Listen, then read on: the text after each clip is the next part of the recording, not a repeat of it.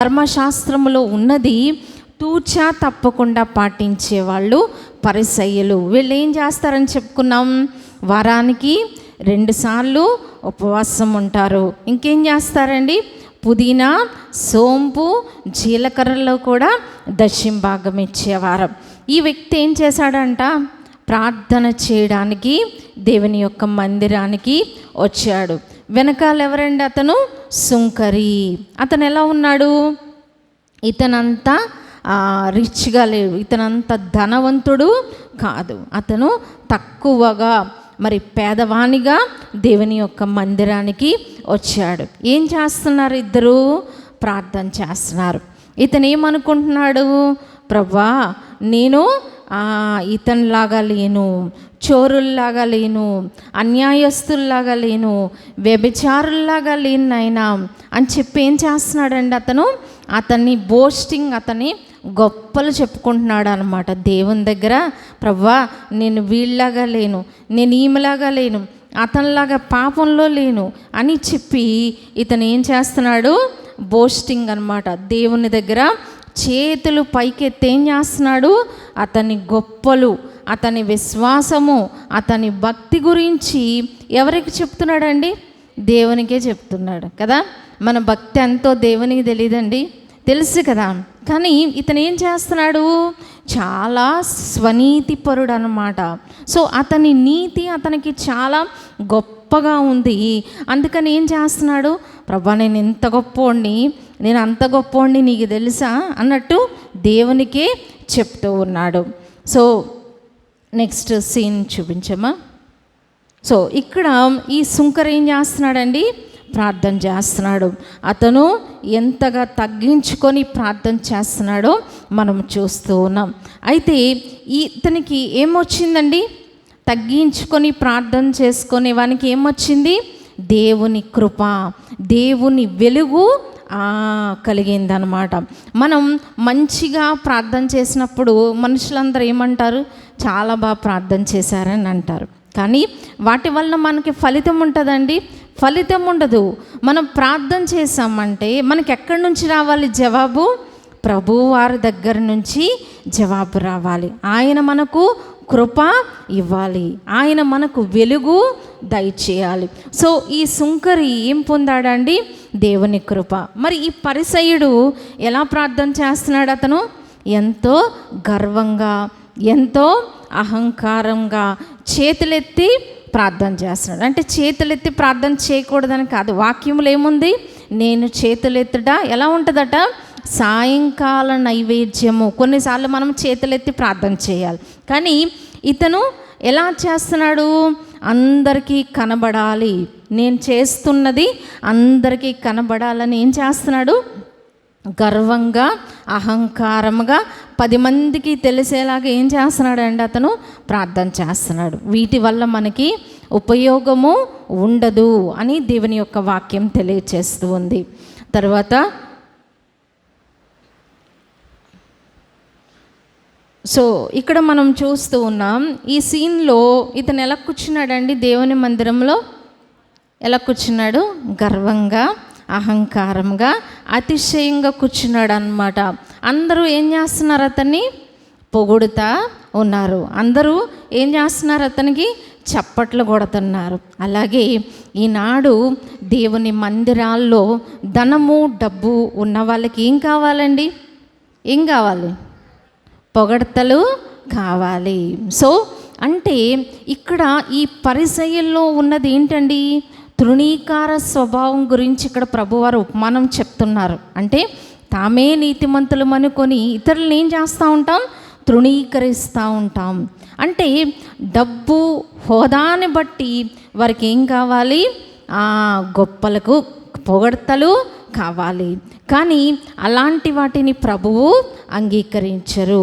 రెండవదిగా ఇక్కడ మనం చూస్తూ ఉన్నాం, ఇతను ఈ యొక్క మరి సంఘంలోకి వచ్చే ఒక గొప్ప డబ్బున్న విశ్వాస అతను. ఈమె ఎవరండి, ఒక పేదరాలు. ఏం చేస్తారు, డబ్బున్న వాళ్ళు పేదవాళ్ళని ఏం చేస్తారండి, ఎలా చూస్తారు, పైకి ప్రేమగా మాట్లాడినా లోపల ఎలా ఉంటుంది, వీళ్ళకి డబ్బు లేదు, వీళ్ళకి సరైన ఇది లేదు అని చెప్పి లోపల వాళ్ళని ఏం చేస్తూ ఉంటారు? తిరస్కరిస్తూ ఉంటారు, తృణీకరిస్తూ ఉంటారు. కానీ దేవుని మందిరంలో అలాగూ మనము ఉండకూడదు. ఈ వ్యక్తిని మనం చూస్తున్నాము. డబ్బున్న వ్యక్తులు ఏం చేస్తూ ఉంటాం? స్కావెంజర్స్ మనం చూస్తాం. అంటే ఇప్పుడు మనం రోడ్లు తుడుస్తారు కదా, రోడ్లు తుడిచే వాళ్ళని మనం ఎలా చూస్తామండి? మర్యాదగా మాట్లాడతాం. మనం మంచినీళ్ళు కావాలి అని అడిగారు అనుకోండి, ఏం చేస్తాం మనం? ఇదిగో మంచినీళ్ళు అంటాం. అదే డబ్బున్న వాళ్ళు, కారు వేసుకున్న వాళ్ళు ఏ చెట్టు కింద కారు పెట్టుకొని కొంచెం మంచినీళ్ళు ఇవ్వండి అంటే ఎలా ఇస్తాం? ఎంతో శుభ్రంగా మంచి బాటిల్లో ఫ్రిడ్జ్ వాటర్ ఉంటే ఫ్రిడ్జ్ వాటర్ ఇస్తాం కదా. అది దేవుని దృష్టిలో చాలా సీరియస్ సిన్స్ అన్నమాట. సో మనం దేవుని ఎలాగూ అంటే మనకన్నా తక్కువ వాళ్ళని, బాగా పేద ప్రజల్ని మనం ఏం చేయకూడదండి?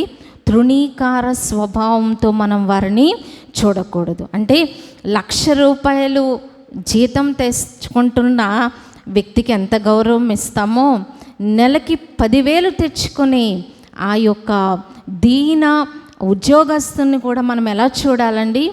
గౌరవంగా చూడాలి. వీడు బాత్రూములు కడుగుతాడు, రోడ్లు తుడుస్తాడు అని చెప్పి మనం నీచంగా చూడకూడదు. అదే తృణీకార స్వభావము. ఈ పరిసయ్యంలో ఏముందండి?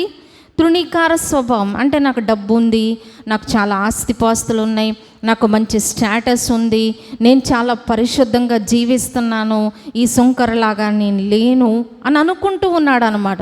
అతనేమో అలాగనుకుంటున్నాడు. మనమేమనుకుంటున్నాం?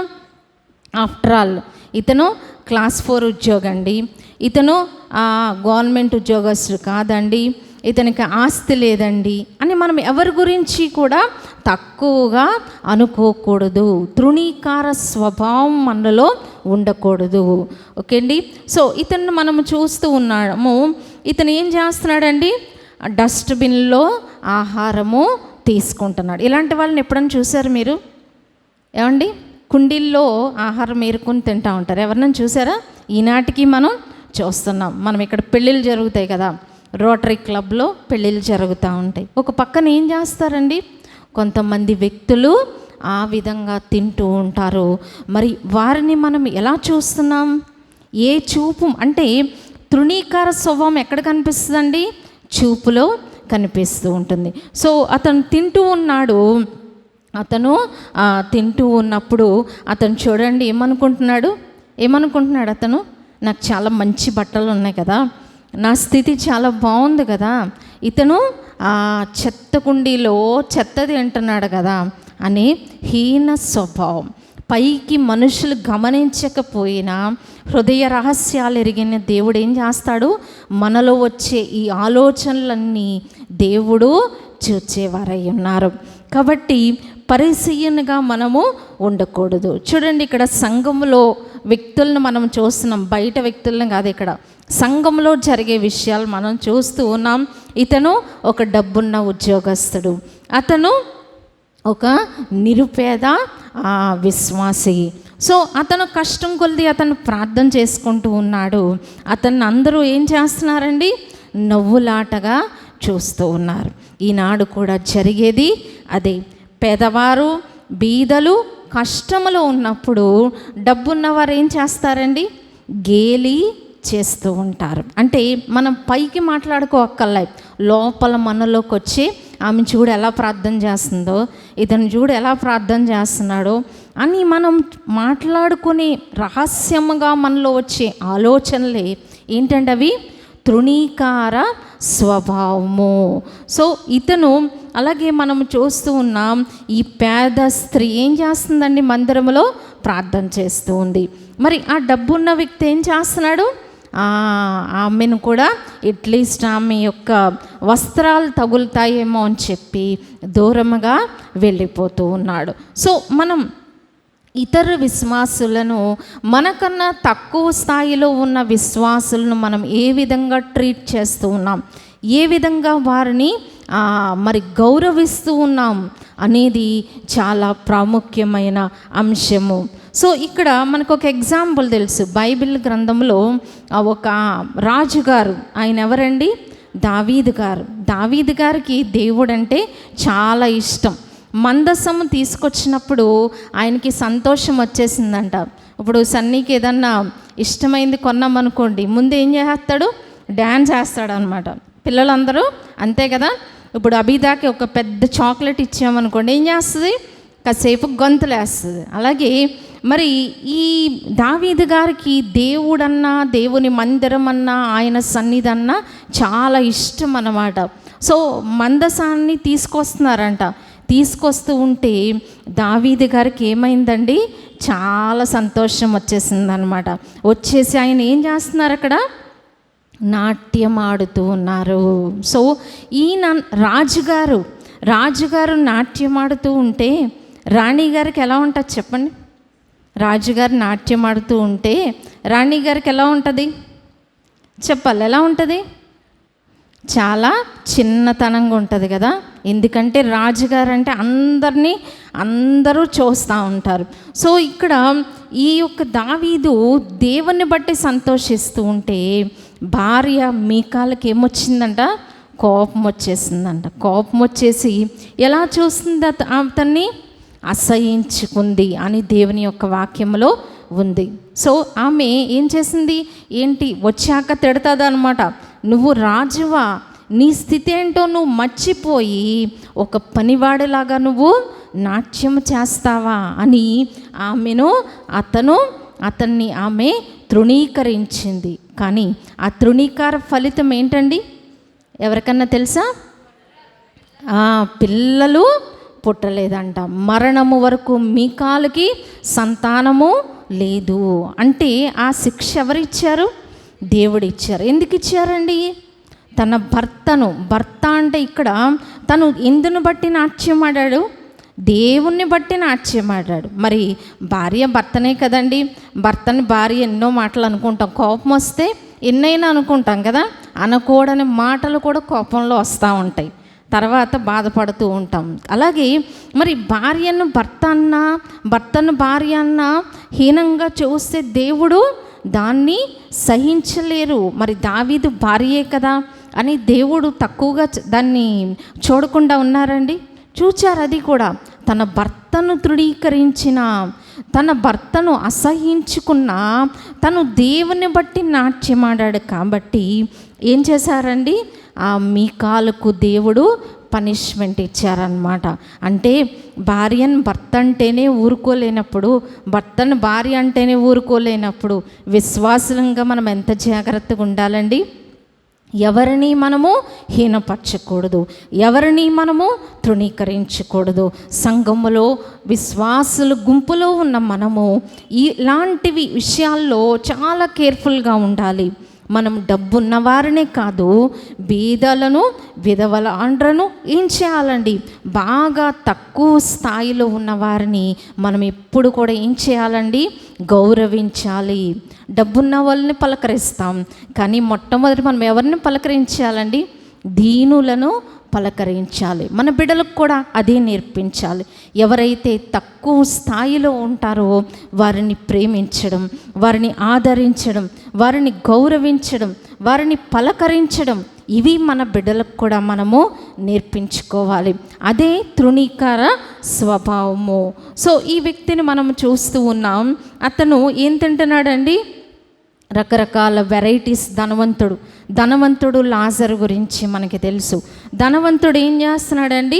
తన చుట్టూ చక్కని ఆహార పదార్థాలు తింటూ ఉన్నాడు. మరి చికెన్ తింటున్నాడు, మటన్ తింటున్నాడు, మరి ఇంకేం తింటున్నాడండి? బర్గర్స్ ఉన్నాయి, పిజ్జాస్ ఉన్నాయి, ఇవన్నీ కూడా అతను తింటూ ఉన్నాడు. ఫ్రూట్స్ తింటూ ఉన్నాడు. కానీ ఇతను ఎలా ఉన్నాడు? సమృద్ధిగా ఉన్నాడు. కానీ లాజరు పరిస్థితి ఏంటండి? అతని పరిస్థితి ఏంటి? అది ధనవంతుని ఇల్లు. లాజర్ ఎక్కడున్నాడు? ధనవంతుని ఇంటి బయట ఉన్నాడు. అతని పరిస్థితి ఎలా ఉందండి? అతనికి తింటా కూడా ఆహారం లేదు. ఎక్కడ ఆహారం తినేవాడంట? ధనవంతుడు తినేశాక అతని ఆ బల్ల మీద నుండి పడే వేస్ట్ మనం తుడిసేస్తాం కదా. పిల్లలు తిన్నప్పుడు ఏం చేస్తారండి? చుట్టూరు చేసేస్తారు. దాన్ని ఏం చేస్తాం మనం? క్లీన్ చేసి అవతల పడేస్తాం. అలాంటి ఆహారం అంటే ధనవంతుడు తినగా మిగిలినవి ఎవరు తినేవారు? లాజరు తినేవాడు. సో లాజరు పరిస్థితి ఎలా ఉందండి అక్కడ? అతనికి ఒంటి నిండా కురుపులే. అతను అట్లీస్ట్ వైద్యం చేయించుకోలేని స్తోమత. అతని పరిస్థితికి ఏం చేసినాయి అండి? చుట్టూరు ఏమున్నాయి? కుక్కలు వచ్చి అతని యొక్క పుండ్లు నాకేవంట. సో అంటే అతని దీనస్థితి అంతగా ఉంది. కానీ ఆ ఇంటి లోపల, గేట్ లోపల ఎవరున్నారండి? ధనవంతుడు సమృద్ధిగా తింటున్నాడు. కానీ అట్లీస్ట్ ఇతనికి ఎంత తింటాడండి అతను? కొంచెం ఆహారం అతనికి ఇస్తే ఎంత చక్కగా ఉన్నావు కదా. కానీ అతను ఏం చేశాడు? కొంచెం కూడా ఆహారము పెట్టలేదన్నమాట. సో ఇద్దరు మనకి తెలుసు ఆ స్టోరీ. ఇద్దరు చనిపోయారు. ధనవంతుడు ఎక్కడికి వెళ్ళాడండి? నరకానికి వెళ్ళిపోయాడు. లాజర్ ఎక్కడికి వెళ్ళాడండి? అబ్రహాము రొమ్మున ఉండటానికి వెళ్ళాడు. ధనవంతుడు ఏమన్నా పాపం చేశాడని ఉందండి అందులో? ఏ పాపము చేయలేదు. కానీ ఏం చేయలేదు అతను? తన ఇంటి దగ్గరే ఉన్న ఆ లాజరు గురించి తను పట్టించుకోలేదు. అంటే తనకెంత సమృద్ధి ఉన్నా ఎదుటివారి గురించి మనం ఏం చేయాలండి? పట్టించుకోవాలి. మనకి సమృద్ధి ఉన్నప్పుడు ఎదుటివారిని, అంటే ఇప్పుడు చూడండి, ధనవంతుడి ఇంటి దగ్గరే లాజరు ఉన్నాడు. అంటే మన చుట్టూ ఉన్న వారిని, మనదే ఇప్పుడు సంఘముకు వచ్చే విశ్వాసులందరి బాధ్యత ఎవరికి ఉంటుందండి? సంఘంలో ప్రతి ఒక్కరికి ఉంటుంది. సంఘాన్ని నడిపించే వారికి కాదు, మన పక్కన కూర్చుంటున్న వారికి కూడా మన విషయంలో ఏముంటుందండి? బాధ్యత ఉంటుంది. వీళ్ళు ఎలా ఉన్నారు మనం పట్టించుకుంటున్నామా? ఒక ఆదివారం రాకపోతే ఎందుకు రాలేదు అని మనం పట్టించుకుంటున్నామా? వాళ్ళ కష్టాల్లో మనం ఆదుకుంటూ ఉన్నామా? ఒక ప్రోత్సాహ మాట మనం ఇవ్వగలుగుతున్నామా? కష్ట సమయంలో మనం ఆదుకునే వారుగా ఉంటున్నామా? పేదలను, ముఖ్యంగా విధవరాండ్రను, దిక్కులేని వారి పట్ల మనం కనికరం చూపించగలుగుతున్నామా? అలాగూ చేయకపోతే అది ఏ కేటగిరీలోకి వస్తుందండి? పరిసయ్యుని యొక్క తృణీకార స్వభావము. సో ఇక్కడ మనం చూస్తూ ఉన్నాం, ఈ వ్యక్తి ఎలా ఉన్నాడు? ఒకే వ్యక్తి రెండు విధాలుగా ఉన్నాడు. అంటే ఏం చేస్తున్నాడు? తనకు ఒక పెద్ద కంపెనీ ఉంది. తన కంపెనీలో చాలామంది ఉద్యోగస్తులు ఉన్నారు. ఆ ఉద్యోగస్తులను ఏం చేస్తున్నాడండి? అక్కడ చాలా బాధ పెడుతున్నాడు అనమాట. అంటే భయంకరమైన హెవీ వర్క్ చేసి, మోయలేని వర్క్ లోడ్ వాళ్ళ మీద పెట్టేసి వాళ్ళని ఏం చేస్తున్నాడు? అక్కడ బాధ పెడుతూ ఉన్నాడు. కానీ మందిరంకి వచ్చినప్పుడు ఏం చేస్తున్నాడండి? చక్కగా వాక్యం చెప్తున్నాడు. ప్రజలందరి ముందు తిని ఎలా ఉన్నాడు? చాలా మంచివాడిలాగా, చాలా గొప్పవాడిలాగా ఇతను ఉన్నాడు. కానీ ఈ రెండు, అంటే ఒకే మనిషిలోని రెండు కోణాలు అన్నమాట. లోకంలో ఉన్నప్పుడేమో ఆ విధంగా, మందిరానికి వచ్చినప్పుడు ఈ విధంగా. అంటే అతనిలోని తృణీకార స్వభావాన్ని మనం అక్కడ చూస్తూ ఉన్నాం. కాబట్టి మనము ఏ విధంగా ఉంటూ ఉన్నాం? పరిసయ్యునిలా ఉంటున్నామా? మరి సుంకరిలాగా ఉంటున్నామా? పరిసయ్యునిలో ఏముందండి? నేను చాలా గొప్పోడిని, నేను చాలా ఆత్మీయుడును, నాకు వాక్యం బాగా తెలుసు, ప్రార్థన బాగా తెలుసు, ఉపవాస ప్రార్థనలు ఎలా చేయాలో తెలుసు అని తను అనుకుంటూ ఉన్నాడు. కానీ ఇంటికి ఎవరు నీతిమంతులుగా తీర్చబడి వెళ్ళారండి? సుంకరి నీతిమంతుడిగా తీర్చబడి వెళ్ళారు. మనము మరి విశ్వాసులంగా సాగుతున్న మనము తృణీకార స్వభావాన్ని కలిగి ఉంటూ ఉన్నామా? పైకి మనం మాట్లాడకపోయినా, ధనవంతుడు బహుశా లాజరు గురించి పైకి మాట్లాడారో లేదో మనకి తెలియదు. కానీ ఏం చేయలేదండి? లాజరు గురించి ఎప్పుడూ తన జీవితంలో పట్టించుకోలేదు. మనం ఏం చేస్తూ ఉన్నాం? మన ఇంటి చుట్టూ ఉన్న వారిని, మన యొక్క ప్రెమిసెస్లో ఉన్న వారిని, మనం బలహీనులుగా ఉన్న వారిని, రోగులుగా ఉన్న వారిని పట్టించుకుంటున్నామా? ఏమండి, కష్టాల్లో ఉన్నవారు, ఆర్థిక ఇబ్బందుల్లో ఉన్నవారికి ఏదైనా మనం చేయూత అందించగలుగుతున్నామా? విధవరాండ్రను కనికరిస్తూ ఉన్నామా? దిక్కులేని వారి పట్ల ప్రేమ కలిగి ఉంటూ ఉన్నామా? సంఘంలో అందరినీ మనం ఒకేలాగా చూడగలుగుతున్నామా? డబ్బున్న వారిని ఒకలాగా, డబ్బు లేని వారిని ఒకలాగా, ఆస్తిపాస్తులు ఉన్న వారిని ఒకలాగా, ఆస్తి పాస్తులు లేని వారిని ఒకలాగా మనం చూస్తూ ఉన్నామేమో.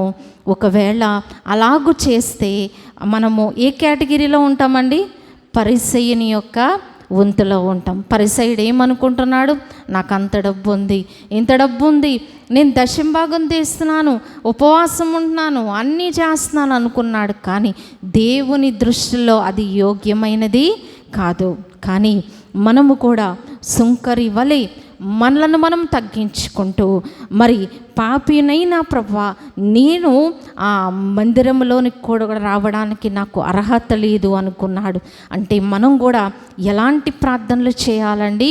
గుండెలు బాదుకొని మనం చేయాలి. సో మనం 10 మందిలో డిగ్నిఫైడ్గా చేసిన ఒంటరిగా ఎలా చేయాలండి? మనం చెప్పుకున్న మధ్యాహ్నం ఎలా ప్రార్థన చేయాలి? మోకరించాలి, మన తలను నేలకు మోపుకోవాలి, కన్నీరు కార్చాలి, విలపించాలి. దేవుని సన్నిధిలో మనం ఎలా ప్రార్థన చేయాలండి? దుఃఖించి ప్రార్థన చేయాలి. అందుకే ఆ స్త్రీ ఏం చేసిందంట? మరి పాపాత్మురాలైన స్త్రీ యేసు ప్రభు యొక్క పాదాలు ఎలా కడిగిందండి? కన్నీటితో కడిగింది. కన్నీటితో కడగడం అంటే ఎంత కన్నీరు కార్చి ఉంటుందంటారు? చాలా కన్నీరు కార్చింది. మనము కూడా మన స్థితిగతులను గూర్చి, మన పాప స్థితిని గూర్చి ఆ విధంగా సుంకరి వలె మనము ప్రార్థన చేయాలి. పరిసయ్యునిలాగా తృణీకార స్వభావాన్ని మనం కలిగి ఉంటున్నామేమో. ఎన్నో సంవత్సరాల విశ్వాస జీవితంలో ఈనాటికి మనం మార్పు చెందకపోతే, ఇతరులను మనం తృణీకారముగా చిన్న చూపు చూస్తే, అంటే అది హృదయంలో వచ్చినదైనా దేవుని దృష్టిలో రికార్డ్ అయిపోతూ ఉంటుంది. సో మనం ఎలా చూస్తున్నాం? తోటి విశ్వాసిని, డబ్బు లేని వారిని ఎలా చూస్తూ ఉన్నాం? ఆస్తి పాస్తులు లేని వారిని ఎలా చూస్తున్నాం? సంఘంలో అందరినీ మనం పట్టించుకుంటున్నామా? విశ్వాసుల గుంపులో ప్రతి ఒక్కరిని మనం పట్టించుకుంటూ ఉన్నామా? మరి పేదలైన వారిని, దిగువ స్థాయిలో ఉన్న వారిని మనం గౌరవించగలుగుతున్నామా? వారిని ఎలా గౌరవిస్తూ ఉన్నామో వీరిని మనం అలా గౌరవిస్తూ ఉన్నామా? అలాంటి తృణీకార స్వభావం మనలో ఉంటే దేవుడు పరిసయ్యుని ప్రార్థనలాగే మన ప్రార్థనలు ఉంటాయి. మన ప్రార్థనలు సుంకరి ప్రార్థనల వలె ఉండాలి అంటే ఇతరులను మనం గౌరవించాలి. ప్రతి మనిషిని మనం, ముఖ్యంగా విశ్వాసుల గుంపుల్లో ఉన్న మరి దిగువ స్థాయిలో ఉన్న విశ్వాసులను, పేద విశ్వాసులను మనం తప్పక గౌరవించాలి. వారి పట్ల ప్రేమ, అభిమానము మనము కలిగి ఉండాలి. దేవుడు దాన్ని గుర్తించి ఏం చేశారండి? చివరిగా ఈ వాక్య భాగం మనం చదువుకొని ముగించుకుందాం. లూకా సువార్త 18వ అధ్యాయములో, లూకా సువార్త 18వ అధ్యాయము, లూకా సువార్త 18వ అధ్యాయము. ఇక్కడ మనం చెప్పుకున్నాం ఈ అంశం గురించి. 14వ వచనంలో ఏముందండి? అతని కంటే ఇతడు నీతిమంతుడుగా తీర్చబడి తన ఇంటికి వెళ్ళనని మీతో చెప్పుచున్నాను. తను తాను హెచ్చించుకున్నవాడు తగ్గింపబడిననియు, తను తాను తగ్గించుకున్నవాడు హెచ్చింపబడిననియో చెప్పాను. చాలండి. సో మనం ఏం చేయాలంట? మనలను మనం హెచ్చించుకోకూడదు. మరి ఈ పరిసయ్యుడు ఏం చేశాడండి? తన్ను తాను హెచ్చించుకున్నాడు. నేను ఇంత ప్రార్థన చేస్తున్నాను, అంత ప్రార్థన చేస్తున్నాను, ఉపవాసం ఉంటున్నాను, దశంభాగం ఇస్తున్నాను, వాళ్ళలాగా లేను, వీళ్ళలాగా లేను అని అనుకుంటూ ఉంటాం. అలాగే మన జీవితాల్లో కూడా మరి కష్టాల్లో ఉన్నవారు ఉంటారు, ఇరుకుల్లో ఉన్నవారు ఉంటారు. వారిని గురించి మనం ఏమనుకుంటామండి? వీళ్ళు ఏదో పాపం చేశారు కాబట్టి వీళ్ళకి కష్టం వచ్చింది అనుకుంటాం.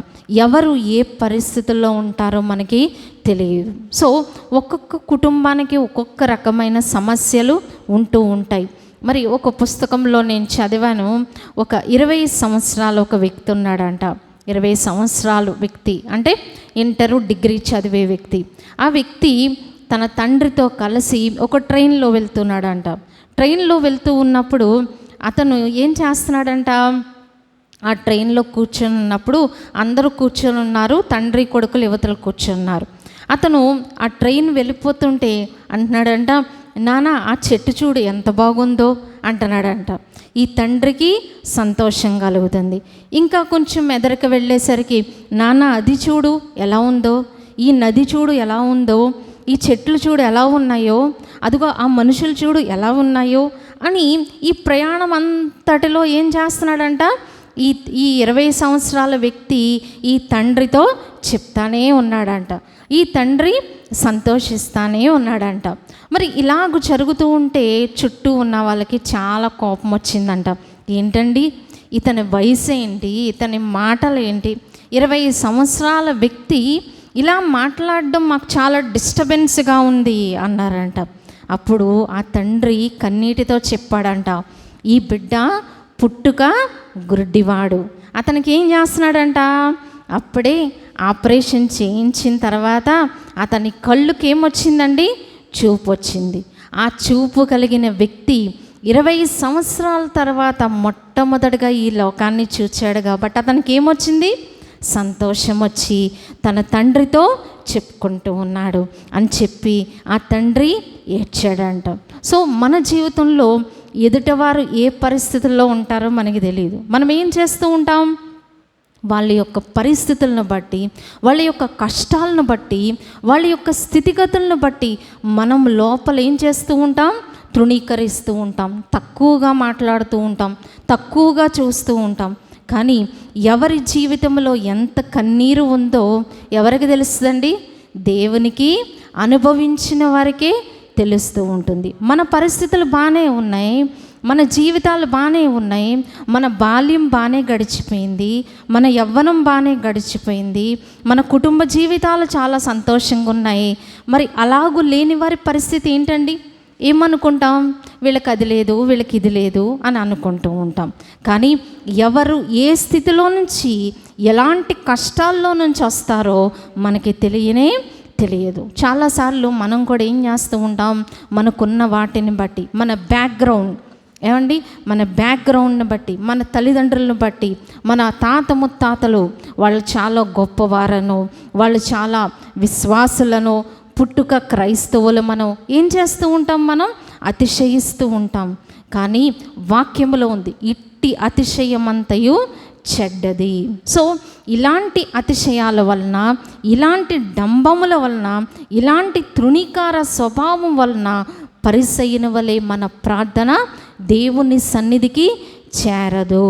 మన ప్రార్థన దేవుని సన్నిధికి చేరాలి అంటే మన జీవితం మొట్టమొదటిగా దేవునికి అనుకూలముగా ఉండాలి. అందుకని ఎవరిని మనము తృణీకరించకూడదు. ఒక్కొక్కసారి జనరల్గా మనం ఎదుర్కొనే విషయాలు చెప్తూ ఉంటాను. మరి కుటుంబంలో కొన్ని సమస్యలతో ఎవరన్నా సిస్టర్స్ వచ్చారనుకోండి, ప్రైజ్ లార్డ్ చెప్పకుండా వెళ్ళిపోయారు అంటే వాళ్ళకు లోపల ఉన్న ఆ కష్టం అలాంటిది. ఎవరికన్నా చిరాకులో వచ్చినప్పుడు మనల్ని పలకరిస్తే ఎలా ఉంటుంది, చాలా చిరాకుగా ఉంటుంది. సో వెళ్ళిపోయినంత మాత్రం మనం ఏం ఫీల్ అవ్వక్కర్లేదు కదా. కొన్నిసార్లు మనం ఇలా కదిపినా కొంతమంది లోపలున్న కష్టాన్ని బట్టో దుఃఖాన్ని బట్టో మాట్లాడకపోవచ్చు. ఏమండి, వాళ్ళకి ఏదో కష్టం ఉండొచ్చు. అయ్యో నేను మాట్లాడలేదు, నేను ప్రైజ్ లార్డ్ చెప్పినా చెప్పలేదు, ఇలాంటి కష్టాలు మనం పెట్టుకోకూడదు. ఏం చేయాలి, మనం విశాల హృదయాన్ని మనం కలిగి ఉండాలి. ఎవరు ఏ కష్టాల్లో వస్తారో మనకి తెలియదు, కుటుంబంలో ఎలాంటి పరిస్థితులు ఎదుర్కొంటారో మనకి తెలియదు. అందరూ అన్ని సమయాల్లో మనల్ని నవ్వుతా ఆనందంగా పలకరించాలంటే ఎవరి వలన కాదు. సో మనకి తెలుసు, మనం ఎదుర్కొనే కష్టాలు మనకి తెలుసు. ఎదుటి వారి గురించి కూడా మనం పాజిటివ్గా ఆలోచించడం అనేది మనం నేర్చుకోవాలి. ముఖ్యంగా సంఘములో విశ్వాసులముగా ఒకరినొకరం ఆదరించుకుంటూ, ఒకరినొకరం ప్రేమించుకుంటూ, ఒకరినొకరం పట్టించుకోవాలి. అయ్యో వీరి కష్టము నా కష్టమే, వీరి సంతోషము నా సంతోషమే అని మనం భావించుకోవాలి. వారి కష్టములో మనము చేతనైనంతగా మనం తులమో ఫలమో మనము చేయగలిగింది చెయ్యాలి. వారిని మనం ఏం చేయాలండి, సంతోషపరచవలసిన వారముగా ఉన్నాము. ఈ పరిసయ్యంలో అదే తృణీకార స్వభావము. అందుకే అతని ప్రార్థన దేవుని సన్నిధికి వెళ్ళలేదు.